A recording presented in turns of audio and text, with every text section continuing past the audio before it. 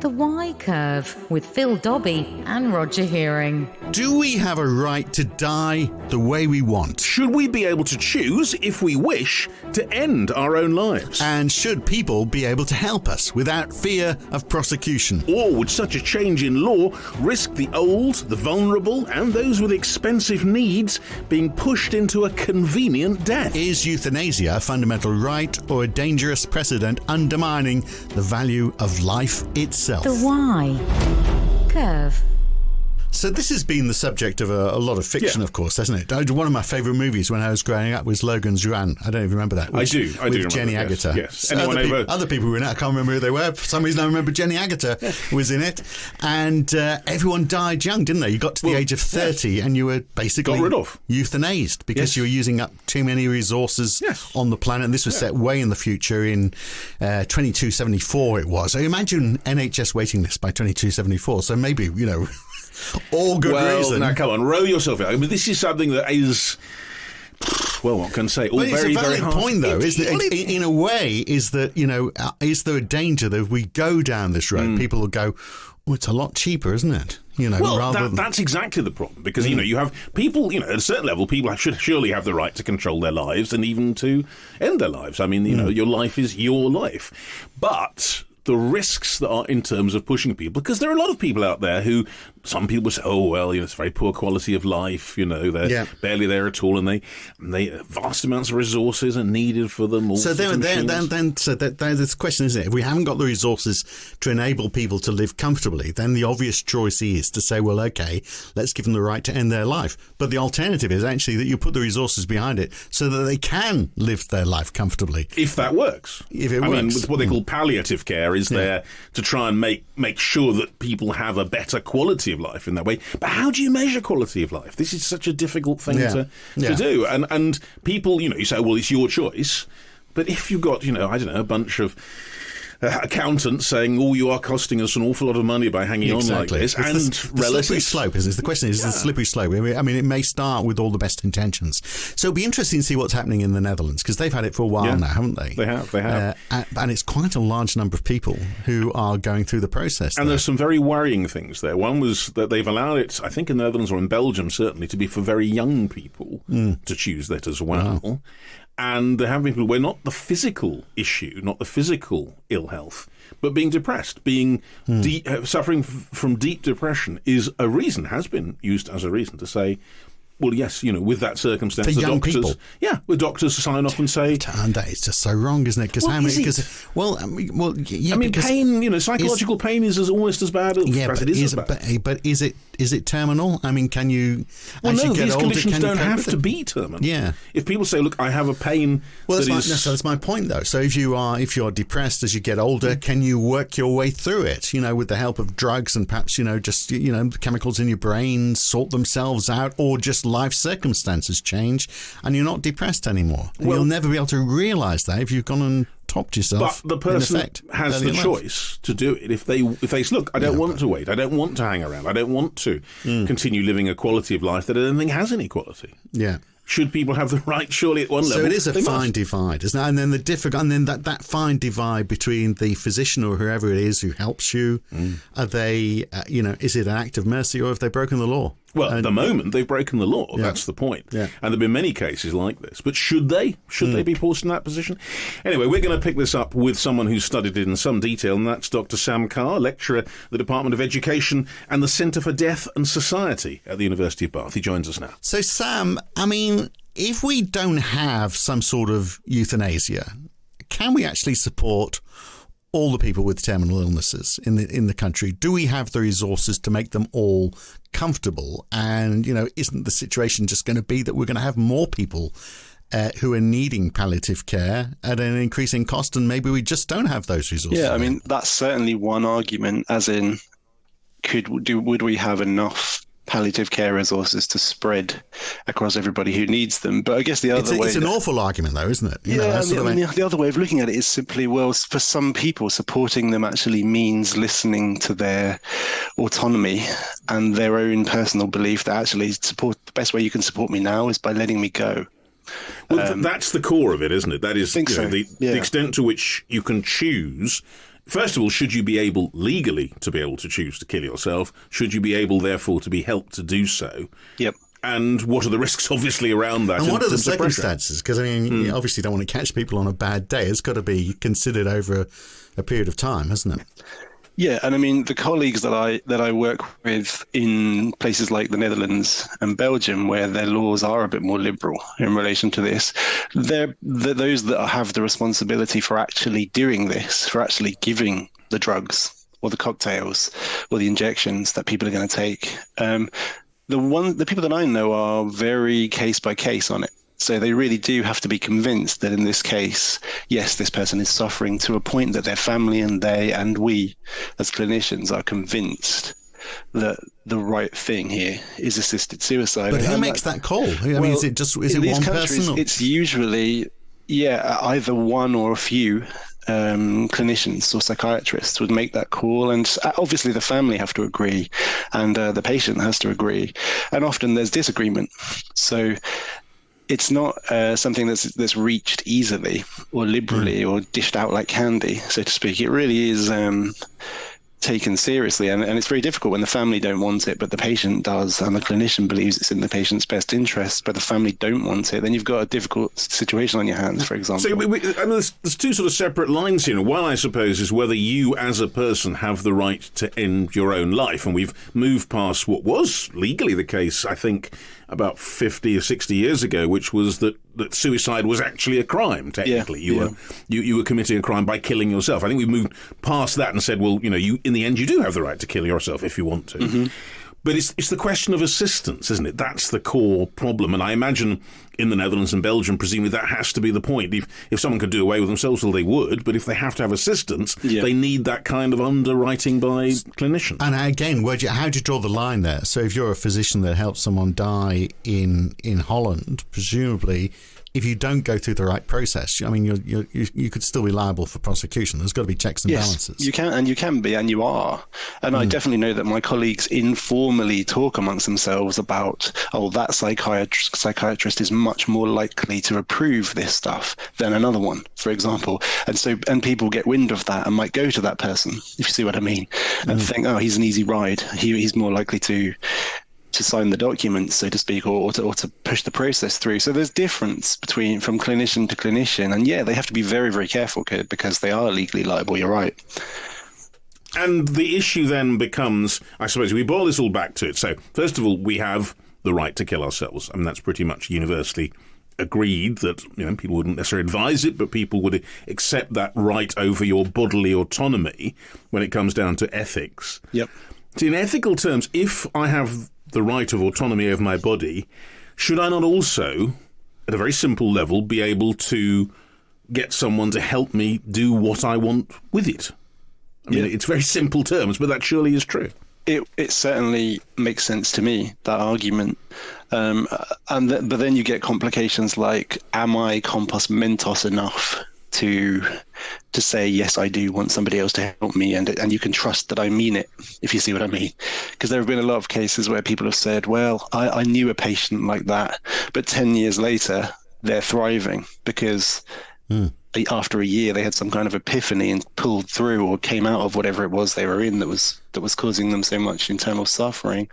And they're really glad now they didn't. Yeah, there's always that old notion that comes out. How do you guard against that? We were talking about that just before we came on, actually, because we were talking about mental illness, and I was saying, you have a change of circumstance, or you just get older. I mean, if young people, we all go through a bad patch, don't we, when we're young, and it's harder for some people than it is for others. And perhaps you get it sorted out as you get older. Certainly, I've got relatives who fit that bill. If they had been helped, if it was easy for them to kill themselves, I'm sure one or two of them might actually have done that. And yet, life has sorted itself out for them. And what a travesty for us to have made it so easy that happens. And I think that's the rub, in the sense that you can never be 100% sure of that. And I've talked to people, older people, typically in my research with people who are at the older end of the spectrum. I've talked to people who have said to me, for 4 years, I definitely wanted to die. But then I remember one old woman saying to me, but one day I just woke up and saw things differently. She didn't even know why, really. It was just like enough time had passed that somehow she'd pulled through and out of the dark tunnel. And she was really pleased that she hadn't died. But she said, for 4 years, I was absolutely certain that's all I wanted. Whereas I've talked to other people who for 15 years have been certain that death is what they want and that life is finished for them. And every year it gets worse and worse. And it seems like that's not going to happen. So I think to some extent that decision would always be a bit of a gamble, and you'd never quite know, well, if we'd given them another year, what would have happened? But there has to be, in Belgium and Holland, they do wait a fairly long time to check. Can we be sure as we can be that this is not going away, so to speak, or this wish? And isn't there some sort of board or some sort of consultative process? So it's not just one person's choice? Absolutely, yeah. There would be. There is a board and consultative process, and you can only be as sure as you can be. I don't think there is really a certainty that someone might not wake up in 3 weeks' time in a slightly different frame of mind about all of this. That's not. You can never completely be certain on this, so you're sort of having to accept that risk, I think.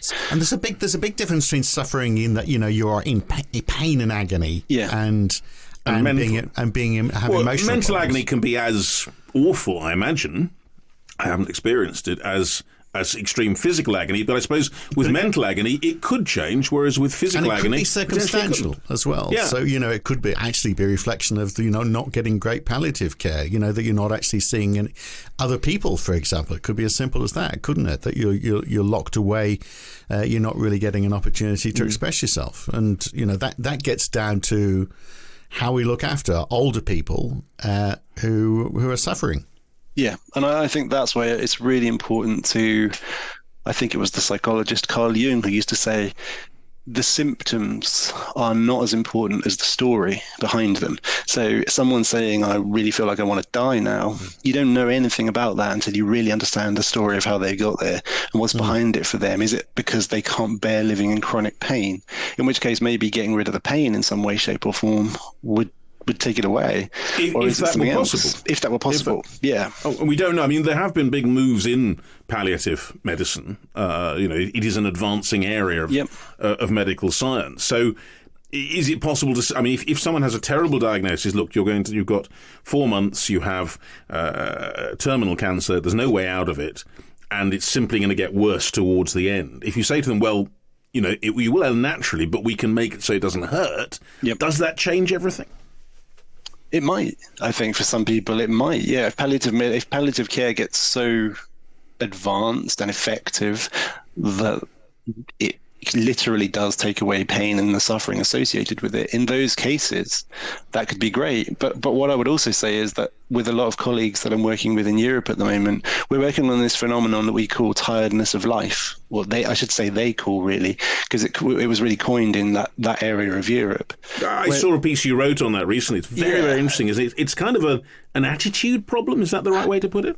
I'd say what it feels like for these people is that I'm just done. I'm not in pain necessarily.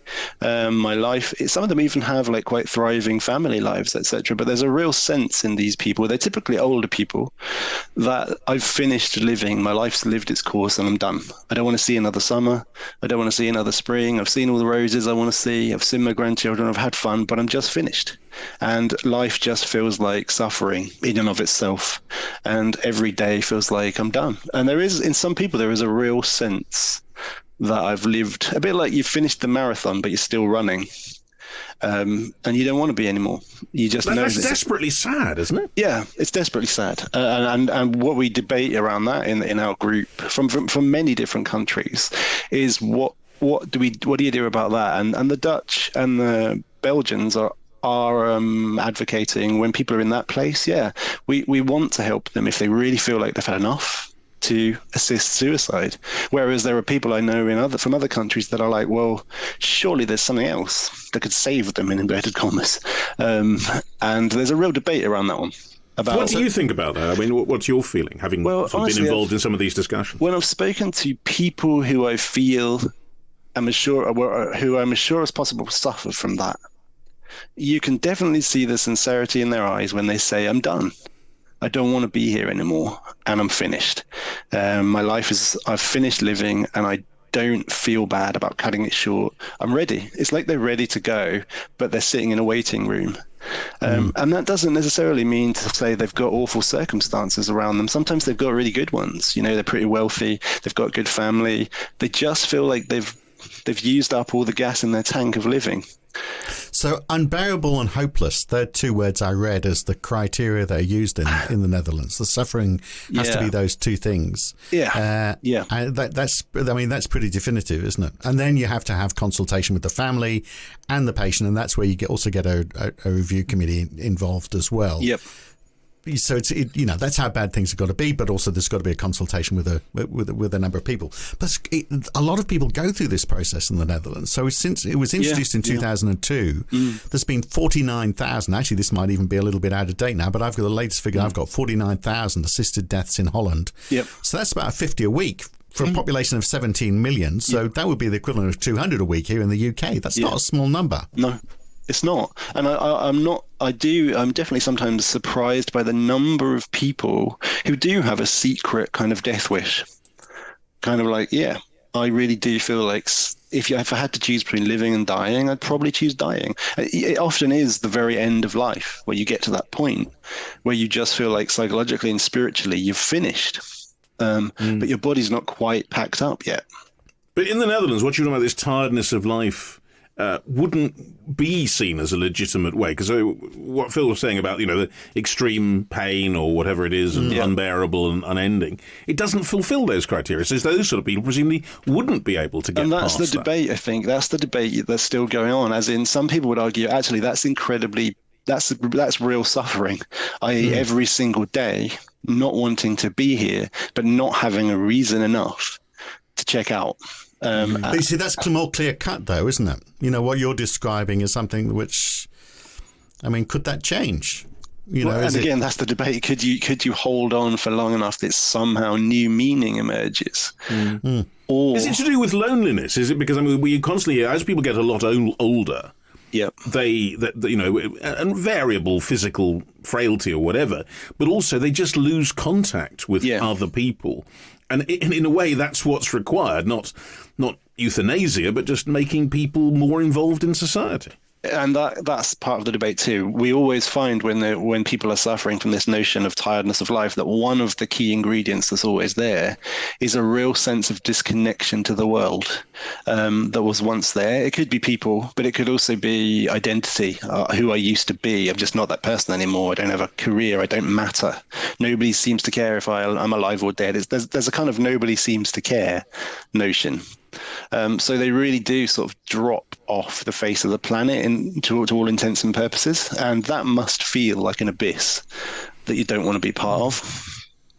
So the idea that, that there are physicians or people within hospitals who are, not able to make this decision, how different is it? Because this decision is made, but in a different circumstance almost every day, isn't it? So I'll give you an example. My father-in-law died, I don't know what, it's 20 years ago, and my wife's not listening because it might be less than that or might be more, but anyway, a while ago. And he was on a ventilator for a while, and they were trying to take him off the ventilator. They did it a couple of times. The first time he did all right. Second time he didn't do very well at all. And finally they just said, this isn't going to work. We're not going to put him back on the ventilator. Right. And he was left to die. That was a decision that he was going to die. Yeah. He was, while he was on the ventilator, he was quite happy, but they just knew there's no way they could fix his conditions. So somebody made a call there that he was going to die. Yeah. And yet, that is ethically sound, as I understand it. Yeah, same thing happened to my own dad 2 years ago. He called me one day. Within 24 hours, he was in hospital, not conscious. And they said, there's nothing we can do for him. So we're going to just not feed him anymore and not give him any water. And we're going to leave him for, I think he lasted 7 days like that until he eventually faded away. Similar thing. They made a decision. So what's the legal difference between doing that and assisting? In my mind, I can't see it. I can't see the philosophical, theoretical, conceptual difference. No, I can't see it. I guess the only difference is you're slowly you're slowly allowing someone to die by not giving them something, by denying them something. It's, thou shalt not kill, but needs not strive officiously to keep alive. It's that, isn't it? It's that, really. It's you don't intervene to change things. Yeah, essentially that. But it's, I mean, it's in legal terms, it's very hard. Because, I mean, what we are talking about, the reason we're talking about this is there has been a push towards trying in Britain to move perhaps to a similar situation to the one in Belgium or the Netherlands, or indeed in parts of Canada and the United States too. Yep. Do you think this can be done safely? I mean, one hears stories about people who are pushed towards that potentially by relatives who don't want them to be around anymore or feel under pressure, even if they're not under pressure, and all these kind of aspects to it. Is there any way round that? Or indeed hospitals that are going, well, gee, we just can't afford to. Yeah, you're using resources. Yeah. I mean, there's an awful lot of things that can go wrong when you start saying these sorts of things. You realise quite quickly, gosh, there's an awful lot that we have to be really careful to regulate or try to regulate. Because, all of those things can happen. You can have, to a large extent, it's going to be clinician judgment.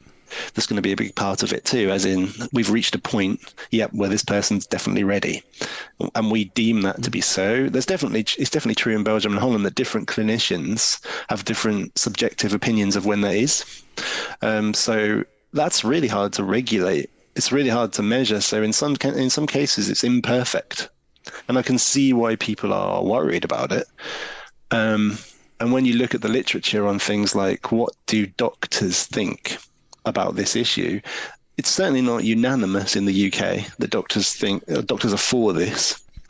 But when you look at the families of people who've died, they are more unanimously in favour of it. For example, people, but maybe not. I mean, but not always necessarily for the best reasons. But maybe that's not. The fear, isn't it? That's another good point. Yeah, maybe not for the right reasons necessarily. So I can absolutely see why it's such a divisive issue. And then you've got things like religion that come into the equation, and people's bigger beliefs about what life is, and autonomy, etc. I remember when suffering. I mean, suffering is cleansing the soul, ready for our introduction to meeting with God. Join me every Sunday for a new podcast. No, I mean, there are people who religious. Yes, obviously there's a difference. That was John Paul II who said that suffering is necessary. It's a necessary part. Well, a lot of religions feel that, I think, but I suppose, Sam, the point in all this is, yes, and people who are opposed to it could say, well, we're not going to do it. I mean, that's a choice as well. Of course, yeah. But it's those who might feel that they are being pushed either because society considers them to be a bit superfluous. Yeah. They're costing maybe their relatives, they're certainly, or costing the state or whatever it is.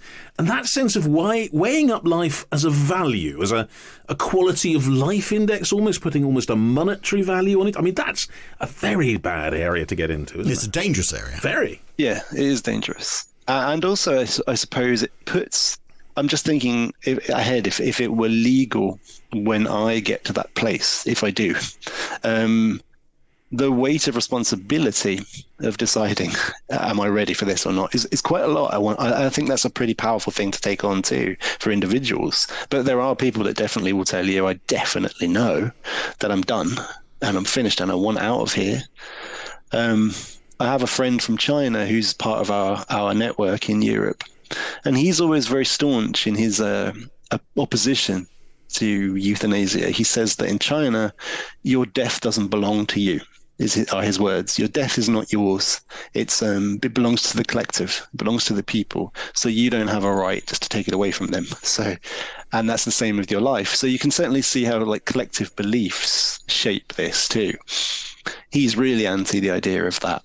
And it's an interesting cultural difference, though, isn't it? But there's a parallel. That's also actually quite, in a way, that's actually one way of saying, well, you count. You matter, you matter to society, so it's not your choice. One of the things they say, one of the rebukes against suicide, in a way, is that the idea that of the people that you would hurt or damage by doing it. It's a selfish act. This has always been one of the things that's put on. So I suppose what your Chinese friend is almost reflecting that as well.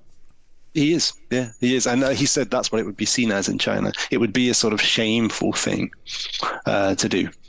I wonder who makes the decision, though, because it's very easy to say, well, okay, the physician, somebody seeing you in the hospital. But a lot of these people in the hospital, perhaps they're very good at, plugging up holes in your body and getting your heart working again. They might not be very good at working out what's exactly going on in your mind. No. It might be and indeed the ethical basis of it. I mean, these people, as Phil said, they're trained to one particular job, which is to mend you. To patch up stuff. Yeah. Then you have to decide about the quality of someone's life. That's a very different thought. Yeah.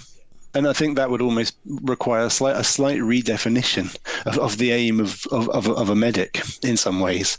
Because you're right, I think you do sort of train to preserve life as far as you possibly can.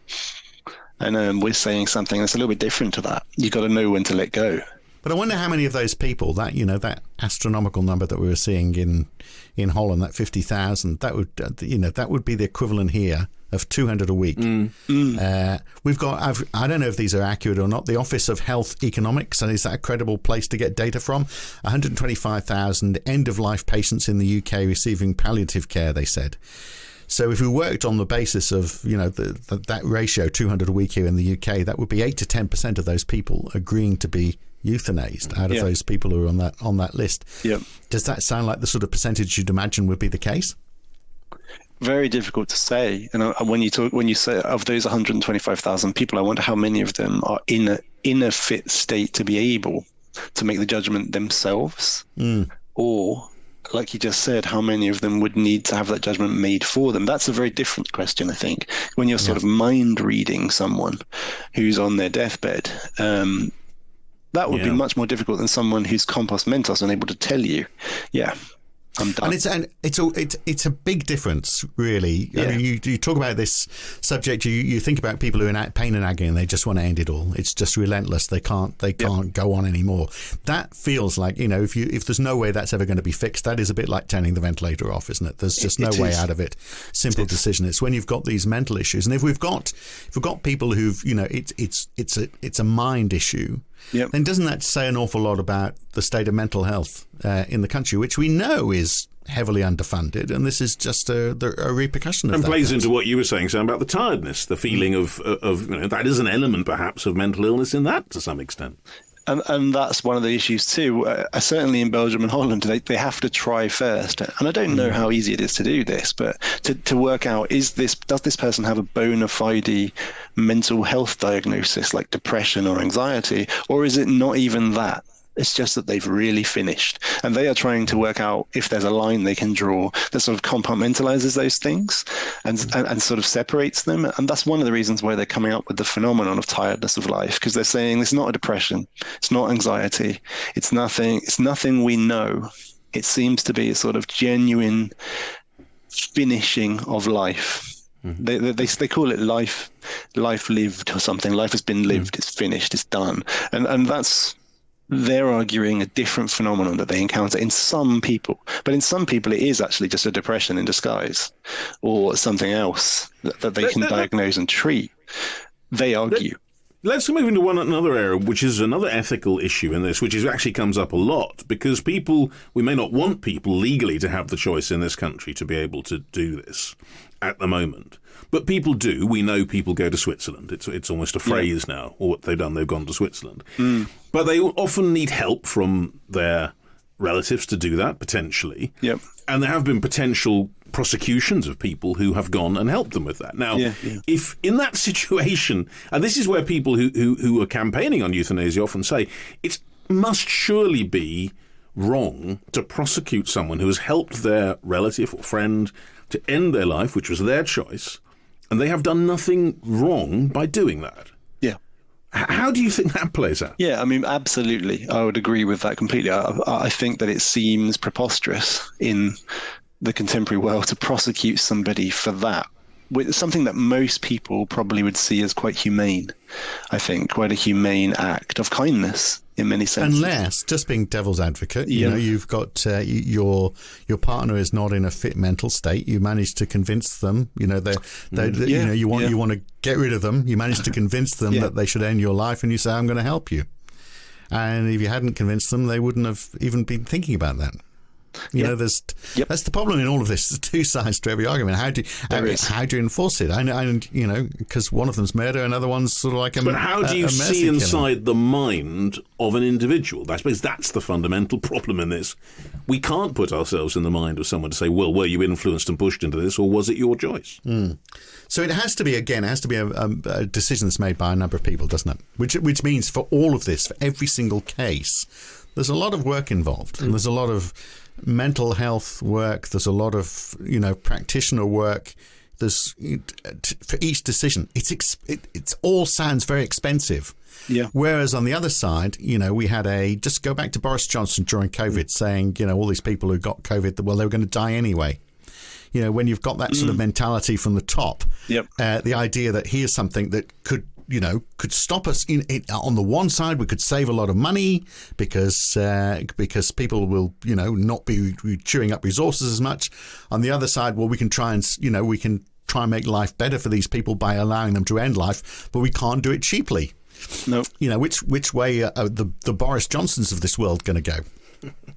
Yeah, and you can certainly see the scales, can't you? Well, we're putting different things on different sides of them. They certainly teeter when you start looking at it that way. And as I said before, I don't think it's always going to be an imperfect science, this, because you can't look into people's heads and you can't know everything you might want to know in relation to this. So you do have to weigh up that there might be some mistakes made.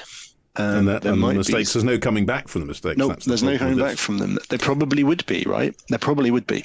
But the fact it's complicated doesn't mean we shouldn't do it. No. And I mean, on that basis, Sam, and as we sort of draw this to a conclusion, do you think the debate has changed? Because there's a sense every so often, I mean, most recently perhaps, I think with Esther Rantzen publicising all this, a sense that there's another discussion going on, and perhaps people you don't think necessarily actually advocate change. Do you think the debate is moving in a different direction now?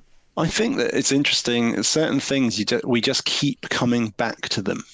The debate keeps rearing its head, and it's not going away, suggesting to me that there's something that we keep butting up against, or enough of us do, that there is something that needs to be done about it. Whether it's changed, maybe in some cases, the sort of demographic of society is changing, so we might have more people who value certain things or don't value certain things as much in the sort of population. That mean the bigger picture changes in the eyes of everyone, of people.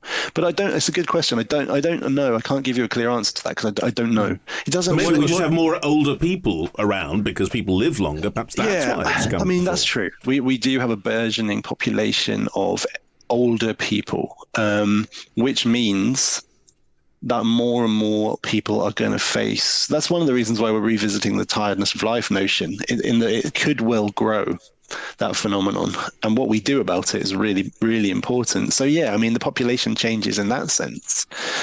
Does that mean more and more people are going to hit this sort of roadblock at some point? Yes, probably. I think it probably does. Unless we give them purpose. Unless we find a way to structure society and life for people so that meaning in old age is retained. We're not doing a great job of that right now. No. Yeah, well, it's been an interesting discussion. We're both looking quite grim here, I have to say. We're just thinking, what do we do with the rest of our lives? More or less. These people just need to get a podcast. That'll sort of. That's the way forward. Obviously, the way. Yeah, I mean, that is the that's the first step, isn't it? What can we do to make life more old age more meaningful for people? Yes. Those roadblocks that you talked about, though, I imagine one of them in the past might have been religion. I'm imagining that's sort of somewhat diminished now. That religious argument, which I came out with, which just sounds crazy, doesn't it? To most people, there'll be some people saying, "Thank God you raised that," but for most people, thank God, in fact, thank God.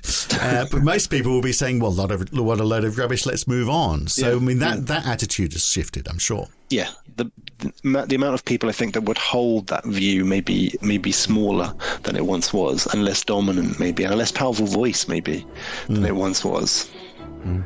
Well, Sam, thank you very much for walking us through the challenges. I'm not sure I'm any clearer in my mind about the. Well, we're just showing how complicated it is. It is immensely we've just blown it open, I think. Yeah, but it's good to talk about these things because, but it needs to happen. It does. Yeah. Okay. Sam, thanks for being with us. Thanks, no problem. Thank you very much.